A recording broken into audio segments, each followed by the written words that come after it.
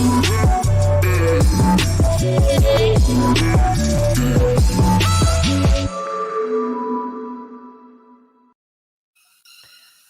morning, everyone. I can hear the cicadas, although it's afternoon where you are, isn't it, Rick? So it's Louisa and Rick back for another conversation. How are you this week, Rick? Doing very well, being very productive, lots of writing going on. Weather's changing a little bit now. We're coming into the wet season. So we get a little bit of rain at night and during the day, good for the garden and not cold. So it's, it's a t-shirt on all year round for us. So doing well. I was just about to say, what seasons do you have there? I mean, I've lived through, I didn't really notice much change when I was there for 9 months. It felt like it was hot all the time. And by the end of it, I was actually starting to wrap up, which is nice. You know how you get acclimatized. But yes. So, well, two seasons, the wet and the dry season. And they're about equal, roughly about equal. And when we first moved here 14 years ago, the monsoon, you could virtually set your watch to 4 o'clock in the afternoon. The skies would open up, would dump down rain for an hour and a half, then it would clear up. But we're up in the mountains, so it's a microclimate here. And we're 2,400 feet above sea level, or 824 meters. So it is a different climate here, and very, very conducive to not being hot and sweaty and humid and stuff like that. Oh, it was heavenly. Once I got over the first blast, it felt like walking into just into a really busy kitchen. Once I got used to that, it was just beautiful because there's so many exciting smells and sounds and feelings and sensations. Yes, it's a really lovely experience. So, funnily enough, we're talking about experience, but today the title is Spiritual Phenomena. What would you like to talk about, Rick? How did that title birth itself? Well, a long time ago, I had aspirations of escaping this crazy world of ours. And this was in the 60s, which was, a lot of it was about escapism. And I imagined that I could deconstruct my body here and reconstruct it somewhere else. Yeah. And I kind of diligently pursued that as a phenomena that I would like to master. Unbeknownst to me that it was just another form of escapism for me. It might be real for somebody else. Yeah. And so instead of beam me up Scotty, it became beam me up Snotty. It didn't work one little bit. Oh no! So can I just get clear? Was this you considering leaving for good? Like no. Or was it the idea of teleportation? Teleportation, yeah. Yeah, just I suppose to break the boredom and to be able to do that, to escape one situation and go somewhere else in nature or whatever. And of course it's a lot cheaper way of traveling. You don't have to get on a train or a plane anywhere. So I didn't master that successfully, but I have had many occasions where I've had out-of-body experiences and been to different locations on the planet and being able to perceive and sense and feel what was going on. So I suppose in some form I mastered elements of it, but it became very addictive. And now we're swinging into this pursuit of spiritual phenomena because through escapism, it can become very addictive. I'm waiting for the big bolt of lightning to become fully awakened, fully conscious. And it does happen for some people. Eckhart Tolle had a massive awakening, but sat on a park bench for 2 years in Germany, not knowing what to do, having no idea what had happened. The disillusion of the I that we refer to. I want this. I've been here. I am a man, blah, blah, blah. That dissolves completely and Yeah. leaves you in this extraordinary void. And he was in that void for about 2 years. And then just people came and sat next to him and saw he was always there most days, and chatted with him. And now he's a world leader as a spiritual teacher, and a pretty humble one at that. Doesn't look like a spiritual teacher with his blue cardigans and short back and sides haircut. I mean that's the funny thing. Like, what does a spiritual leader look like? How do they Exactly. behave? Yes. So, yeah, you qualify if you have a long white beard and you're wearing saffron robes, Yeah, according to some. But yeah. If you've got for that me, kind it's of Dumbledore kind of yeah, Gandalf look. yes. For me, it's always been what's termed living an extraordinary life in an ordinary way. I was just Uh, about to say that for me. really? Well, Yeah. I love that. There was a woman, Dorothy, I can't remember her name. She was a psychic in England, and she termed that. And I thought, that's very humbling, very Mm. humbling. We're not going around beating our chest telling everybody I'm awakened and enlightened and all that sort of rubbish. Um, we're Yeah. just quietly getting on with the life and authentically being and living and behaving in the way of a more conscious person. Mm. Yeah. Oh, this is helpful actually, because it's a funny one, isn't it? I've often thought that well, I don't know, that for some reason that's really triggering me. I mean, obviously, I'm not a fully awakened person, and I know quite a few now, because I've been interviewing quite a few, and there are some that I know personally, and I consider you to be one of them, whether you do or not. And No. okay, I know someone who's literally had their whole mind kind of smashed out of them, and then it's come back in, and yeah, and it's a real pleasure knowing them. And yeah, you're right. Like, lots of people don't ever experience that, even if they might want to. And I guess I don't know if I actually want to experience it.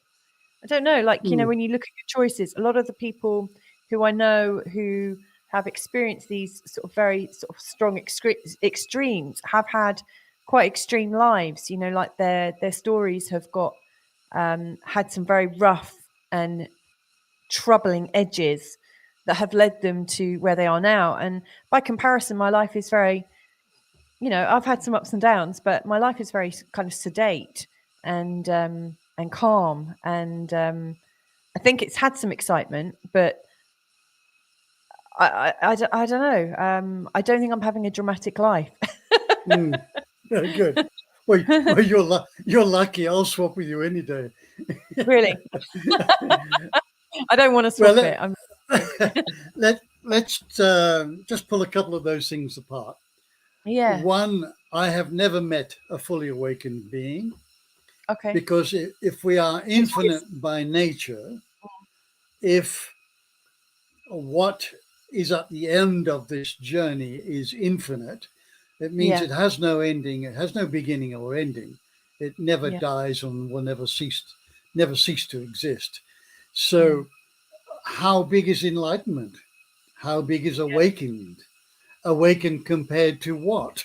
A Yeah. snail? Another person? Eckhart Tolle.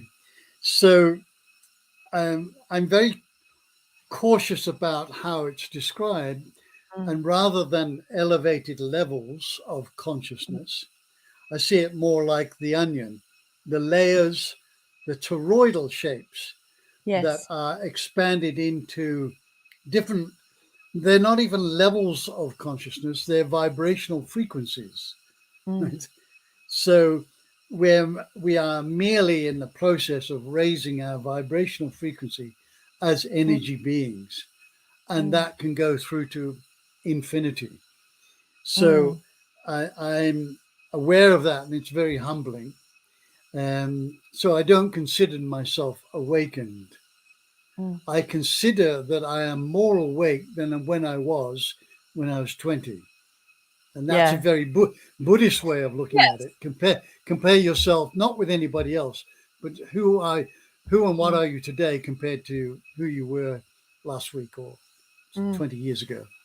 Yeah, that's very helpful actually, to compare yourself to yourself rather than everybody else. Yes. Yeah. It's interesting that you mentioned like ordinariness. I mean, at some level, I think actually it's probably, the idea of being spiritual. The most spiritual person could actually be the most ordinary person, the person that is absolutely deeply satisfied with the stick in front of them, or like their very humble way of being, possibly. Like children are endlessly fascinated until we knock that out of them, or shock that out of them. They're beautifully content, and curious. And then there's this huge bit in between where it feels like we have to make our mark in the world somehow, or um, do something, or be known for something, or I don't know. How do you Yeah. make sense of all of that? Well, I can honestly say that um, I think I mentioned to you last week after our show. I left this office and our home, this Mm. property, for the first time in 3 months. Yes. And Yes. we went to the seaside and had three days at the seaside. Yeah. But much of the phenomena that I experience is day to day, very, in a lots of ways, very mundane, but absolutely extraordinary. So Mm. very often we're seeking these spiritual phenomena. I want this massive awakening. I want this huge epiphany, this aha moment that's going to shake me to the core. And yet I can be stopped by a bird song, or the laughter of the kids, Yeah. or the rain on the roof, or the sun burst through the clouds, and just be mesmerized with it, and not Mm. seeing it, looking at it, but being merging from my shamanic training to merge with the subject. Mm. So then you become the bird, you Yeah. become the frog, you become the water, not just a witness to it, but becoming. And Yeah. that's every ordinary experience, right? Then becomes extraordinary. And I think this chasing spiritual phenomena Mm. has precluded the simplicity, the ordinariness of awakened state, that we think, well, it can't be that. It's got to be more than this. I'm just in this, wow, I feel calm and peaceful and relaxed and connected today, but that couldn't be it, surely. And then when we peel away all this labeling and expectations and ideas about it, because we can't label it, right? We're talking about consciousness. We're talking about infinite. So how can you know that? Right? But you can know what's happening in your everyday experience. So that brushing your teeth could be a profoundly mindful, deep experience. And I think we forget that. We I are just out chasing the biggies. Yeah, I mean, I was just cleaning my teeth, not enjoying the experience particularly, although I do enjoy cleaning my teeth. But I was thinking, oh, I'm going to be talking to Rick. I wasn't in the moment. I was thinking, I'm going to be talking to Rick in 10 minutes. Yeah, when I was younger, I used to do a lot of that kind of merging very naturally. I would look at um, I would look at a blade of grass, or I'd be fascinated by a leaf, and I would imagine being in it, and Yes. and feeling very different sensations over my body. And it was something I went back to in my 20s. I spent a lot of time in my garden and was very meditative at that time. And and would just look at something and feel almost like I was being sucked into it, and then feel things from a new place. Obviously, I was still in my body, but at some level, there was an altered consciousness, Yes. and yeah, there's something very exciting and fascinating with it. Like the Yes. stillness. Actually, I didn't feel very still when I was in a blade of grass. I felt like I was actually in quite a cool and fresh, invigorating process, and it felt like it was quite busy inside there, like all the different cells had, a purpose. It felt actually quite strong and quite rigid and fresh. There's something really very.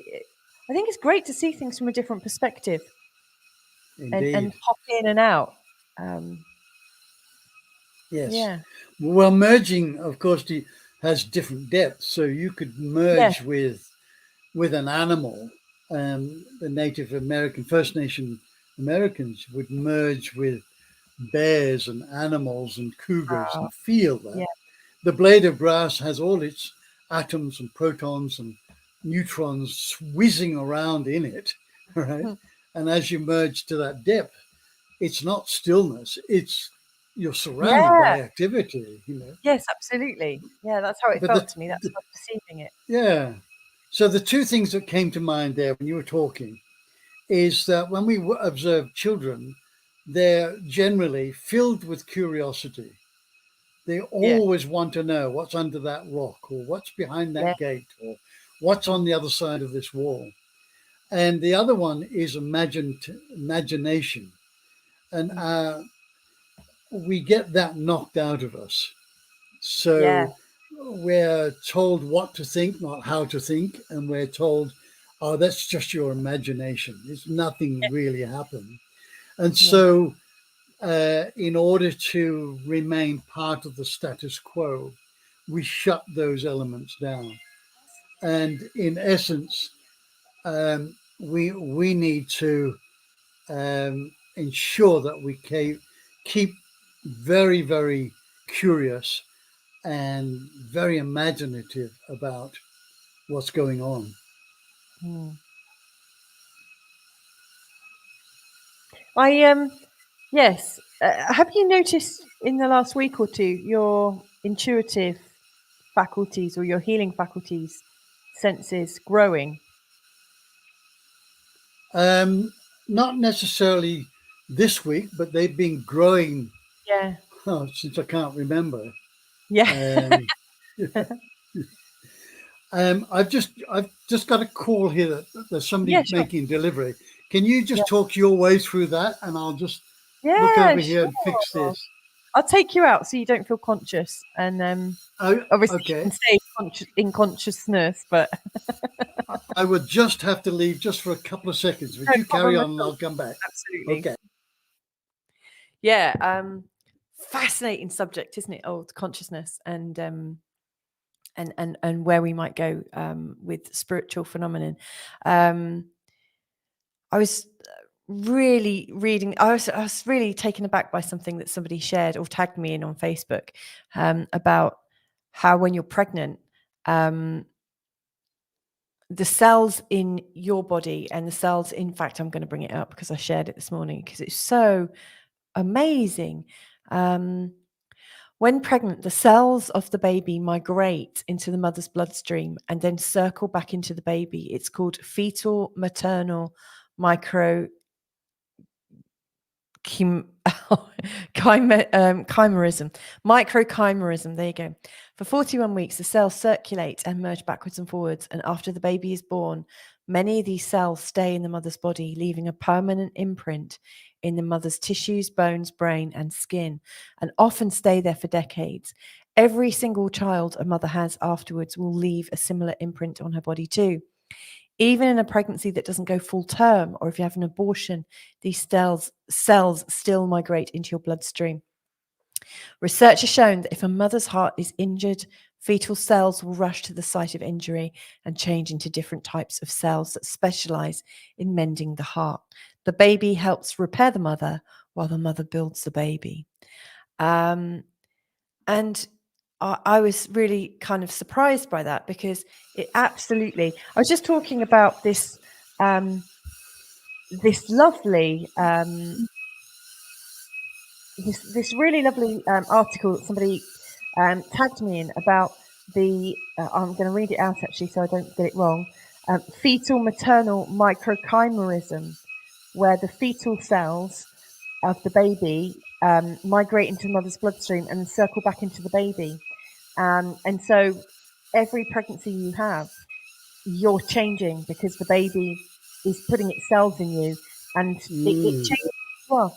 And as a spiritual phenomenon, it made me realize there is so much more about entanglement than we talk about. Like, we don't learn about this at school, do we? Like, No. somebody who goes to med school and specializes in that might know that and might learn about it. But where do the conversations about entanglement come in? Where there's a piece of all of my children in me changing me. How does that work? Because one of the things I intuitively knew with each pregnancy was that I was being changed. People talk about like being an indigo, a crystal, a rainbow, etc. In my first pregnancy, I felt like I was having a crash course, kind of changing me from being a classic indigo to a vibration of more of a crystalline nature. I felt a change in me because of who I was carrying, who you've met, Digby. And then with Minnie, I felt a very significant change. And it's interesting that we can sense these changes, even if there isn't the scientific background to confirm it. If we're open, we can sense that. And I think that's I think that's a spiritual phenomenon, isn't it? Being able to feel the entanglement and to know it somehow. Just absolute, that deep knowing. Yeah, I would label it, as you have correctly done. That's quantum entanglement. Yeah. And quantum physics, quantum theory has already proved this by taking elements of one part of DNA, transferring it 1,000 kilometers away and doing something to one piece. And it changes in both. It changes in both. So I think that's different from spiritual, chasing spiritual phenomena. Okay. In as much as it is a science, and the quantum entanglement is happening within you and the fetus. There is an exchange of DNA information, and and beyond that is taking place between mother and child, or mother and unborn child. And then there is the quantum entanglement of, as an examples of twins that know there's something happening with my brother or my sister. I just sense it, I feel it. I can't tell you scientifically, it doesn't make any logic, but I just know I need to call them, Yeah. So that's happening at a quantum level, and that is science is proving everything is connected. All things and everyone is connected by this one essence that we both live in and are. We are that essence. We're not separate from it. So that is a very beautiful subject, quantum entanglement. It's more of an awareness rather than a spiritual phenomenon. Yes, yeah. Yeah. And yes, there is spiritual phenomena. The idea that some people can have a massive shift of awareness, right? Or the so-called I drops away and there is just all this is connected. That is a very interesting phenomenon. And I don't discount that, and I don't want to discourage anybody from that. But what I would discourage is don't go chasing it, right? Yeah. Don't try to make something happen, because the moment you try, you're pushing it further away, because you are that already. Yes. It's like I've got my what did I do with my handkerchief? I can't find my handkerchief, right? Or You my bring a car sunglasses. keys. Exactly. So how can we find something that's not lost? And we are not lost. We Yeah. are these infinite beings animating these human bodies, and there is nothing to be found because nothing Mm. is lost. But what we Mm. do need to do is clear away the debris that stops us experiencing and accessing this, Yeah. what is already there. So that's the idea with chasing spiritual phenomena. There's nothing wrong with phenomena. It's lovely when it happens. It's just Yeah. trying to make something happen in Yeah. an effort to, and it's coming from the ego. The ego Yeah. wants to prove something to itself or to somebody else, right? Yes. Yes. Yes. It's fascinating, isn't it? Because I guess without the ego, would we have all these amazing books or platform speakers or thought leaders who are sharing their experience of the spiritual phenomenon that's coming to them? You know, like Mm. if they were relaxing into ordinariness, would any of this stuff have arisen? You know, without the ego, probably not. Well, the ego serves us extremely well because we live in a dualistic world, for a Yeah. start. So there's hot and cold, day and night, masculine, feminine, good and bad. So we have chosen to inhabit this dualistic world. So Mm. there we can have the fear of ego and the Mm. love of the heart. Mm. How do we know what we want until we've experienced what we don't want?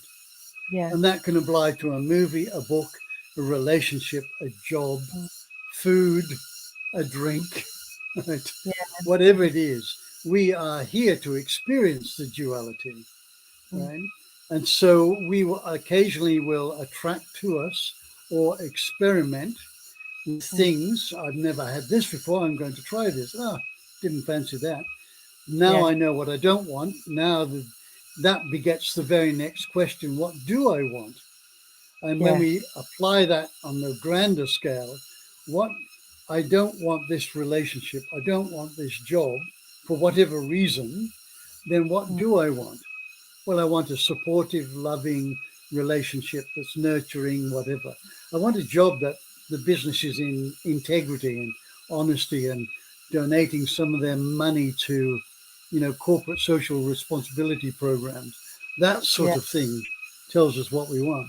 And the ego is there. It's developed around about 18 months to 2 years of age to show us what we don't want.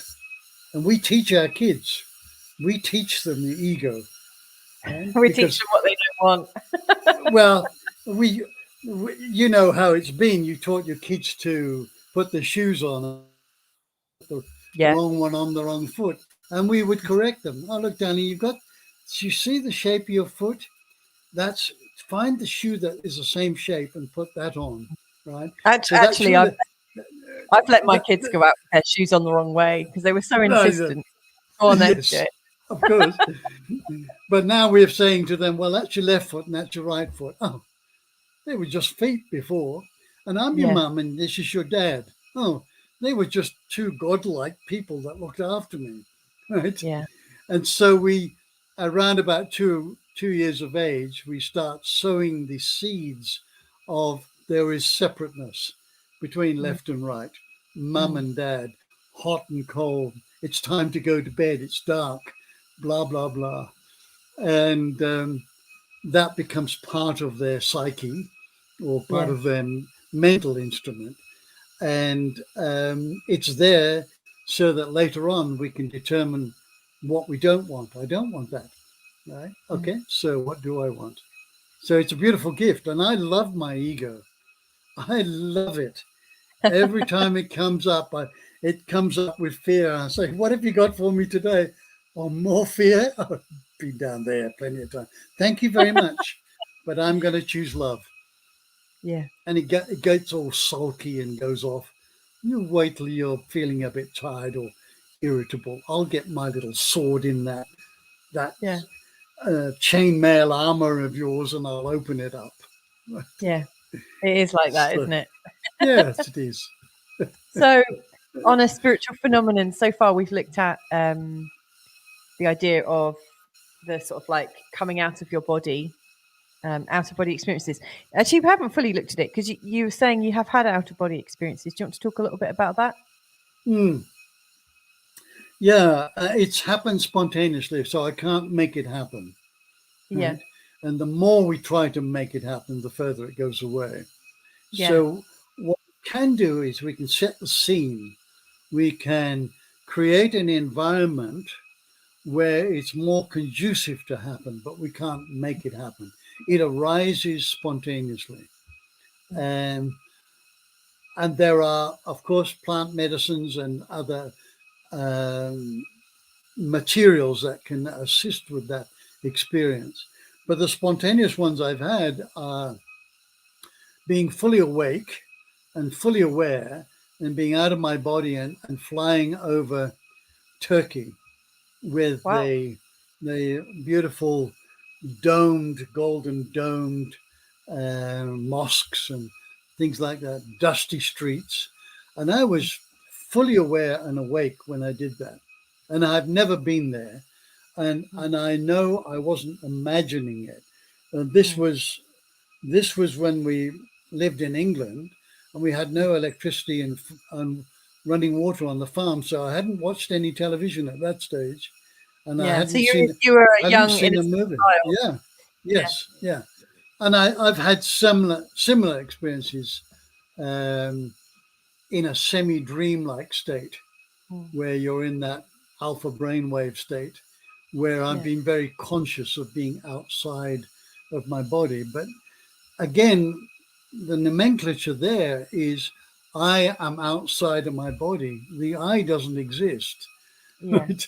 Or I am having an experience, or I have been there, or here, or whatever.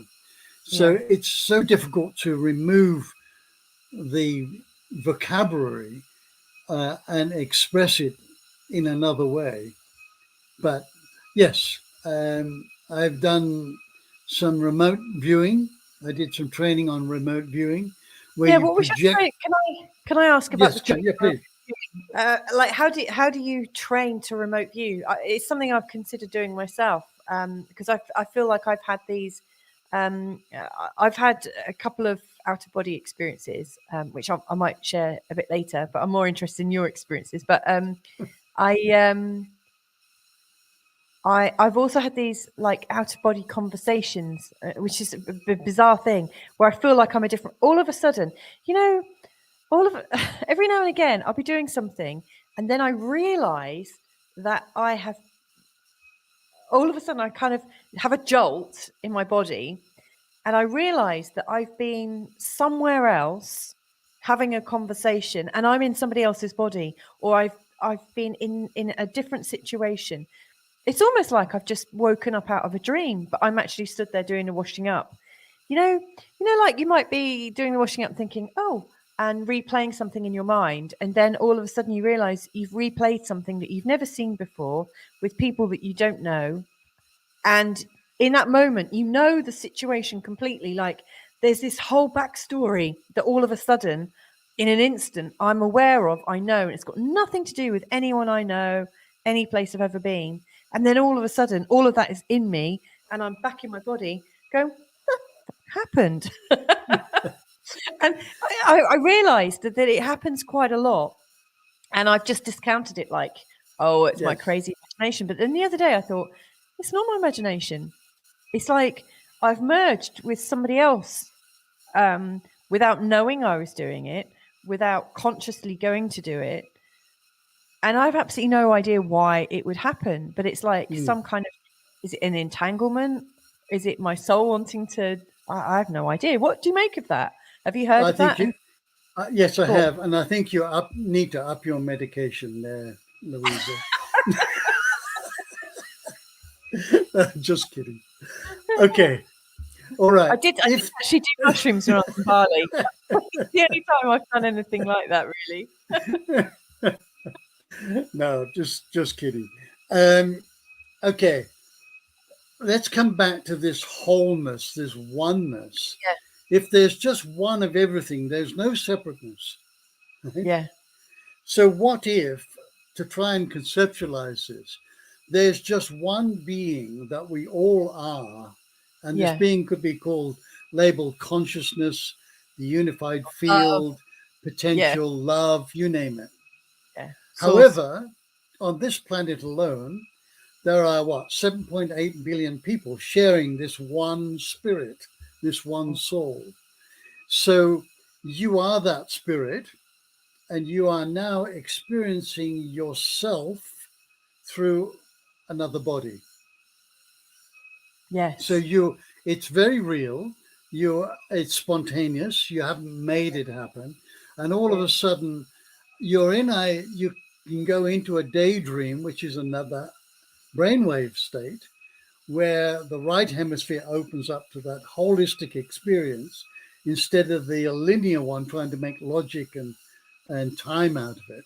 And you're having this experience of you, the being that we all are, having the experience of another person's life, another body somewhere else.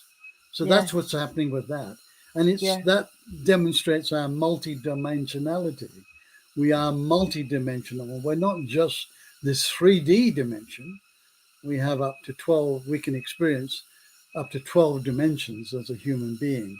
So you're drifting off, you're not fully present in present time, washing the dishes, very mindful that there's a little bit of crust left on here, or the warmth of the water, the suds. You're not aware of that. You've moved out beyond that. You, the being, has moved out to that and connected with another body, the same being, but you're experiencing what that other body is living at that moment. And Mm. it's very real. It's very Yeah. real. Yeah. Yeah. It really is. Yes. So, how does that differ from remote viewing? From what you learned about remote viewing?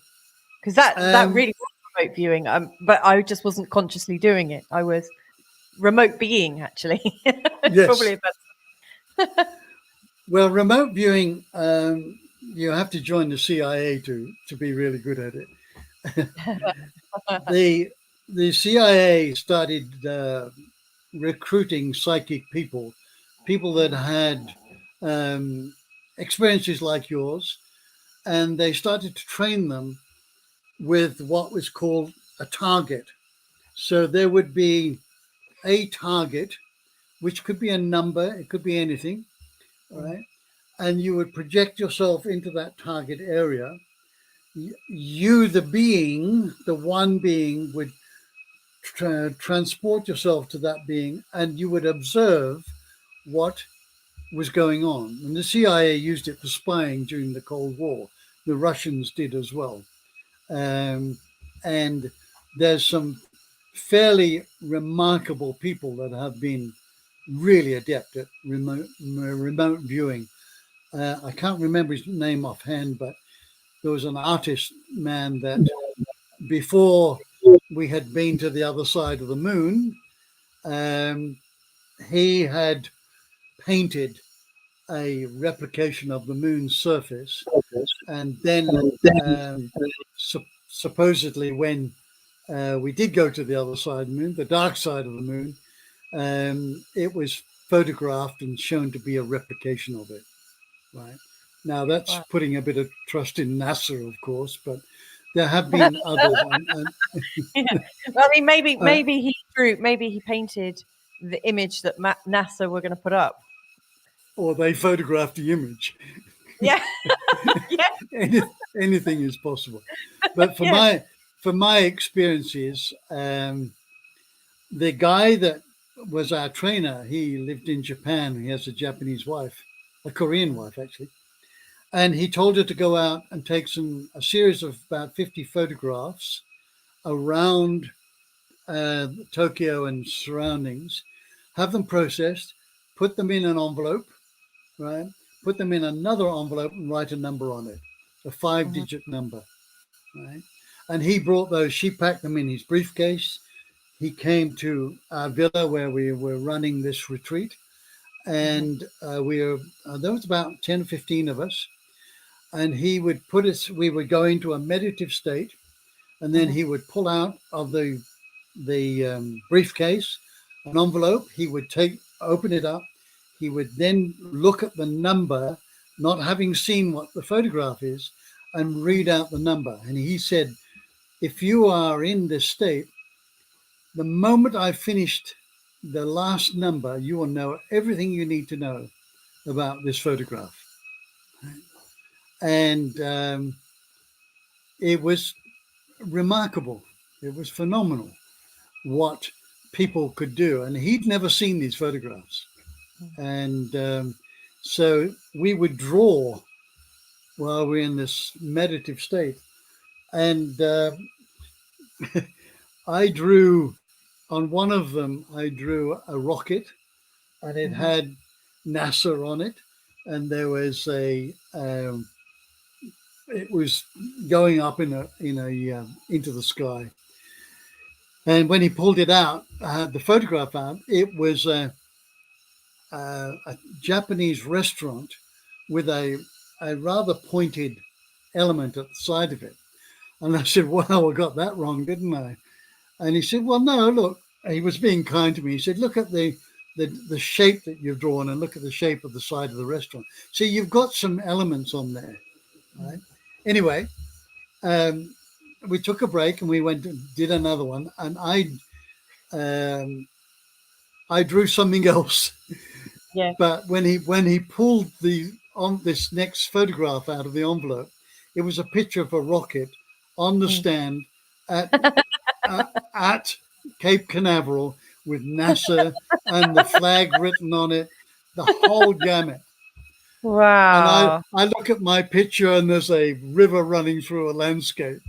And I, laughing lightheaded, he comes over and said, oh, you missed your target again, didn't you? I said, yeah, but I got it right the first time. He said, yes, yeah. You've already were ahead, right? Yeah. In essence, you failed because that wasn't the target we were after. Yeah. But you got this one before it was even shown.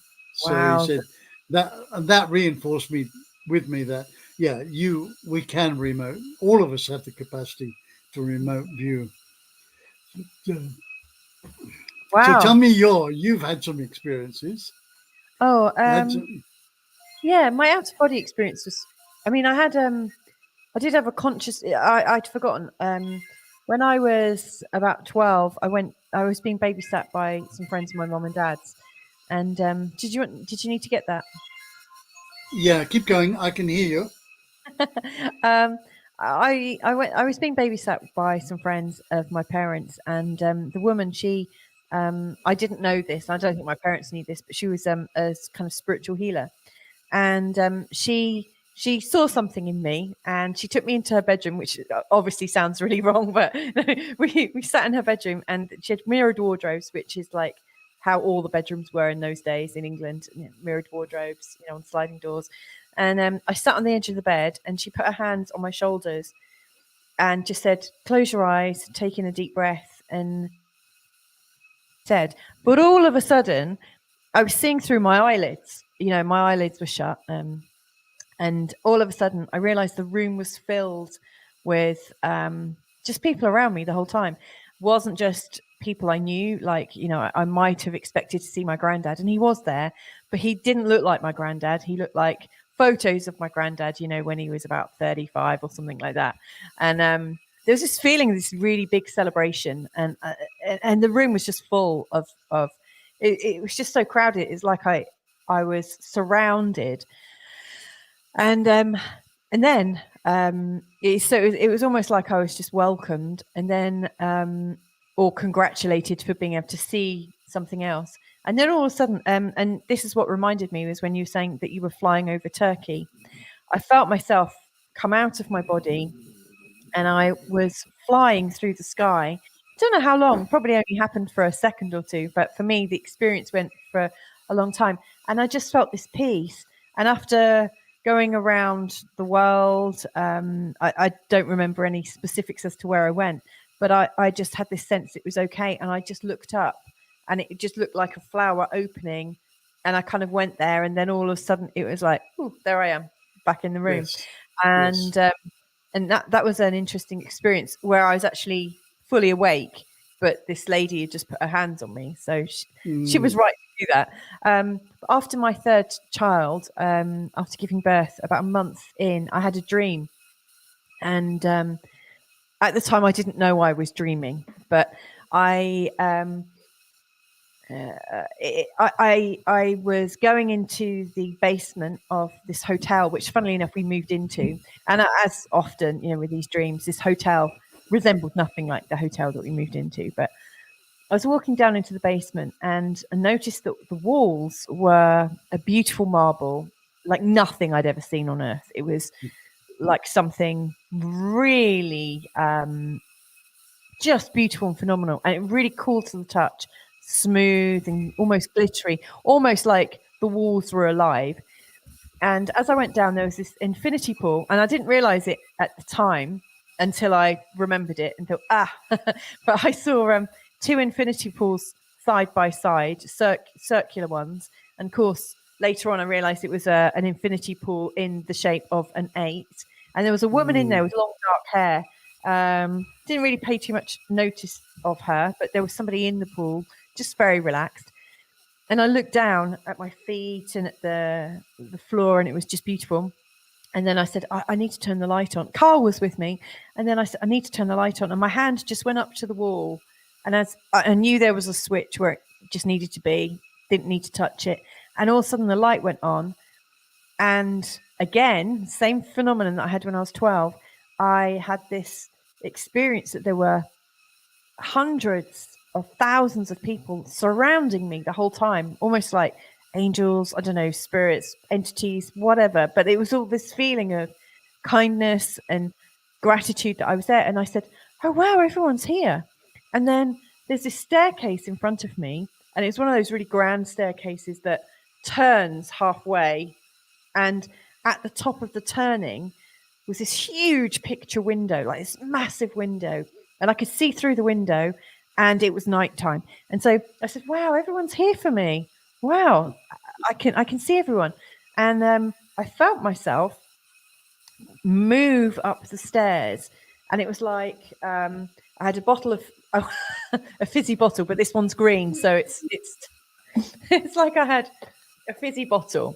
And as I opened this, as the bubbles all shoot up and they get faster and faster as you come up, I felt myself shoot up these stairs, getting faster and faster and faster. And every moment that I advanced, I left a bit of my body behind. It was like I was dematerializing. I felt my body dematerialize, and it didn't feel painful. I felt nothing other than ecstasy. It felt like my whole body dissolved as I was moving up. And I just went straight through the window without it breaking. And then I looked, and it felt like I was going to the heart of the universe in a split second. And I just said, wow, oh my goodness. This is my thought. Oh my goodness, I am going to the center of everything. I'm going to know everything. And I was really, really excited because all of a sudden I was going to know the answers and understand what the hell life was about. I was so excited. And then I said, it's not my time. And then boom, I woke up and I cried my eyes out because it was by far the most amazing and very real experience I've ever had. Yes. I felt so much peace. I felt like I had an orgasm all over my body, like my whole body was vibrating at a different level. I dematerialized, and I was in this body with a baby suckling at my nipple. That might have been the thing that brought me back, actually. But I really felt, and I cried for a few days after because I felt I could have actually just died then. I felt like it could have been my time. Looks like I've lost you there, Rick. I hope it wasn't such a bad story. I know somebody's watching. Let me know. Did I bore him? Hopefully not. Such is the connection between Portugal and Bali. Rick is actually in this beautiful, beautiful environment, not far from Mount Agung, the massive volcano. It's really beautiful, his house. It's really amazing.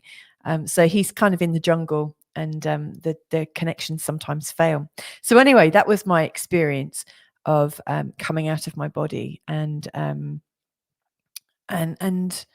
the experience of reintegrating with it. Obviously I was in this place of exaltation, and then I was back in my very real environment with a baby that I absolutely adored, obviously my new baby. But that was a very, very strong spiritual sensation. So for those of you that are watching, because I know there are people watching, let us know what spiritual phenomenon have you experienced? Have you had an out of body experience? Can you move things with your eyeballs? When I was in my teens, my late teens, I would sit looking at things, willing them to move. And I do this religiously. When you've got a pendulum and you might like let it yeah, he's gone.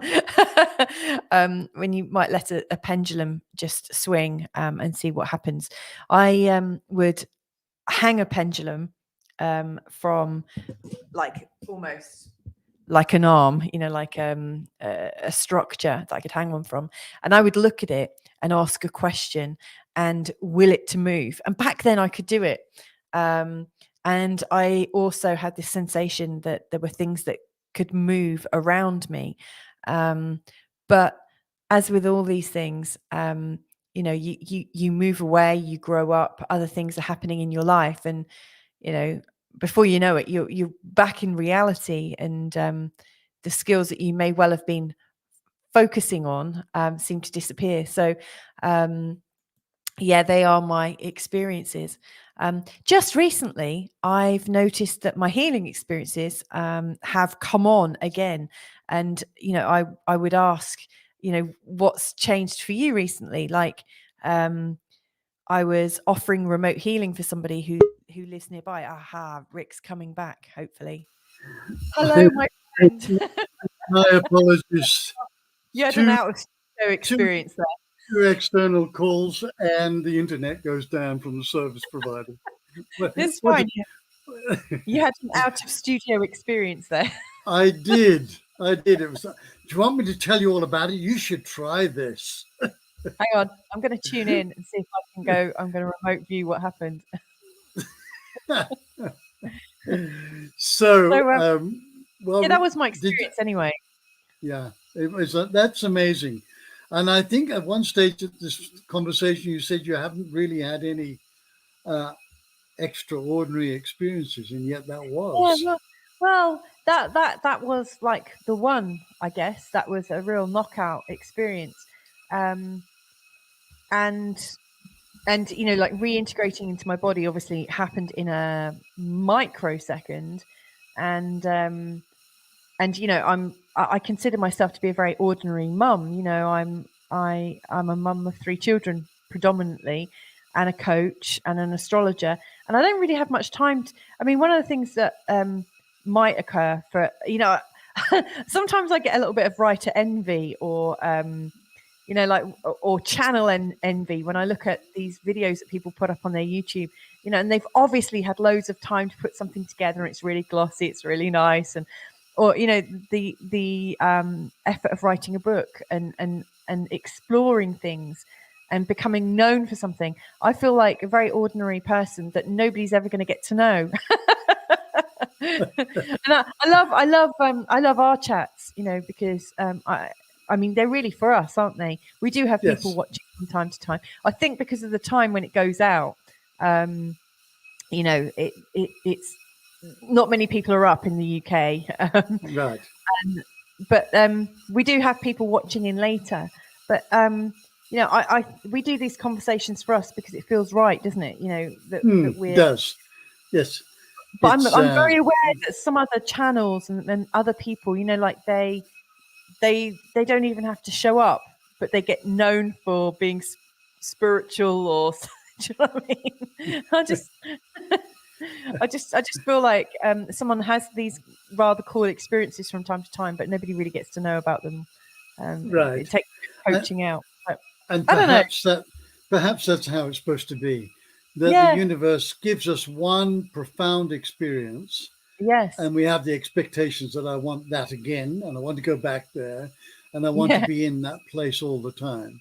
Mm. And yet we've had this amazing experience that has proved that I'm still alive. I wasn't in my body. Yeah. The disillusion of the body was me extracting myself out of it, so it appears to dissolve. And I have experienced firsthand that I am a spiritual being. I'm an energy being, and I have a body. I'm not just a body and a mind and a life story and emotions. Yeah. So the universe gives us this, okay, you need a bit of convincing, bang, here it is. But Yeah. don't ask again, right? I've got 7.8 billion other people I'm trying to wake up. For Christ's sake. Just get on with it. Yeah. Or words to that effect.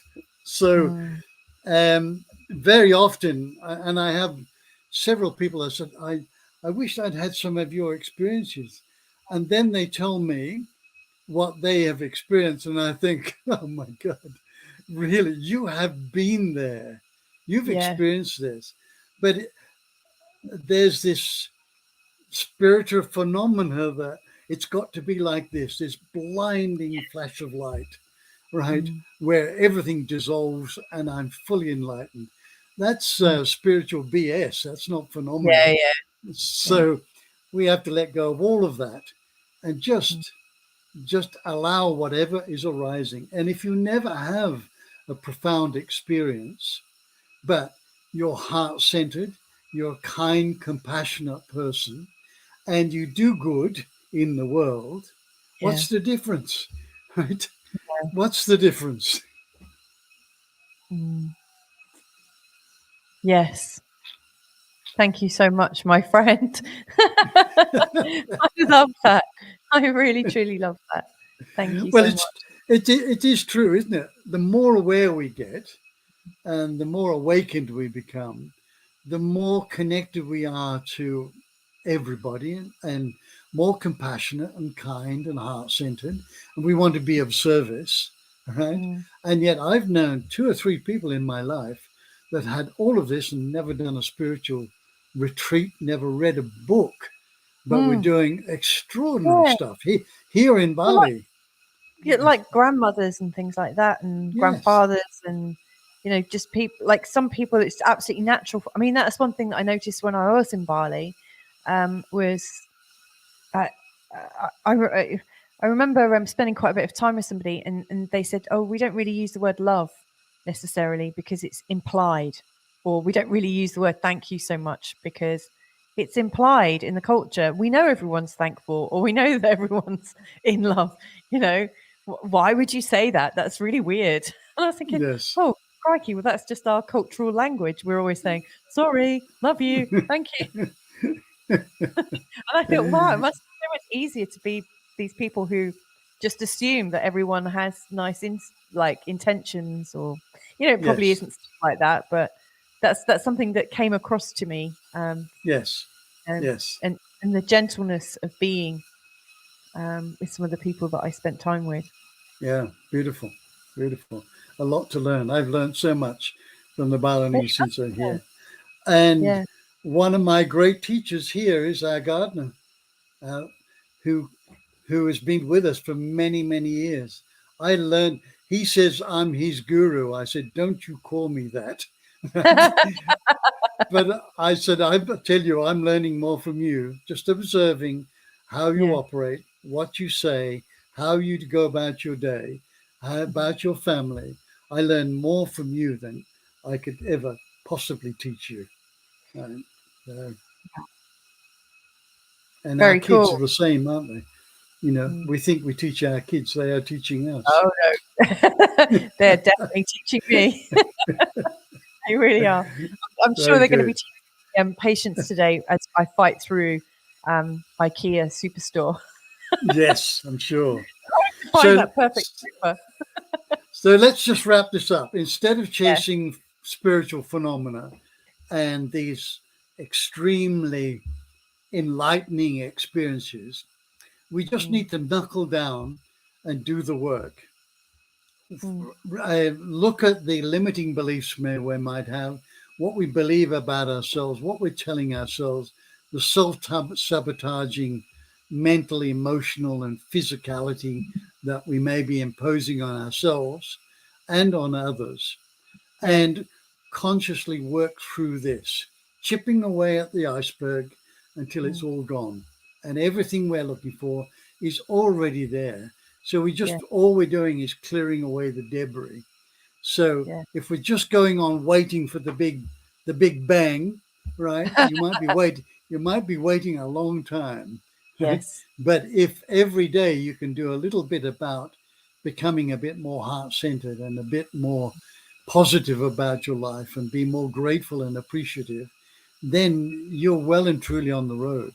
So there's two ways. It's the quick fix or doing the inner work.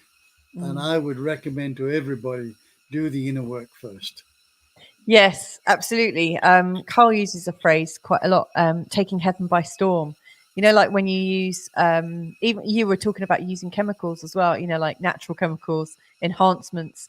Even when you do that, you are kind of taking heaven by storm. You're rushing in and having this experience. Like it's facilitating it for you. It's giving you the chance to have what you could actually possibly experience yourself. It's kind of paying to have an experience a little bit sooner, but we might not be ready for it. We've just got a comment from Jen White, who's been watching, saying, "Morning, guys. Weirdly, I'm currently reading a book by Ingo Swann about natural ESP. Is that the guy? That's the guy him. That's also him. Thank you, Jen. Also never realized what a fantastic artist he was too. Isn't that incredible? So the person that you were talking, there you go. There's a nice entanglement for you, Rick. The person that you were talking about, somebody that was watching today, is reading a book about it. See, these things aren't accidents, are they? This is, I hope, Jen, I hope that has registered with you and made you think, wow, I tuned in today and there's my confirmation I'm on. See, I always think that when something like that happens, is these kind of really random connections, I always take that as a meaning that I'm on the right track. Yes. Would you say agree with that? Yeah. Absolutely. Our outer world is a reflection of the inner world. So these synchronicities that happen, they're not coincidences. They're reflecting what is occurring on the inside. So, And I learned about Ingo Swann in the 70s, right? And was blown away by the phenomena of this man. So fantastic. What a great moment in this show. I am going to have to go because we've got to do some extreme dog walking before Carl starts his morning show. So anyway, it's been an absolute pleasure once again, Rick. Love you so much. Yeah, lots of love you too. And the family, and we'll connect again real soon. And thank you for watching. If you need to contact us, just go back, rewind a little bit, and you'll see our email addresses. Anyway, lots of love. Bye for now. Love you all.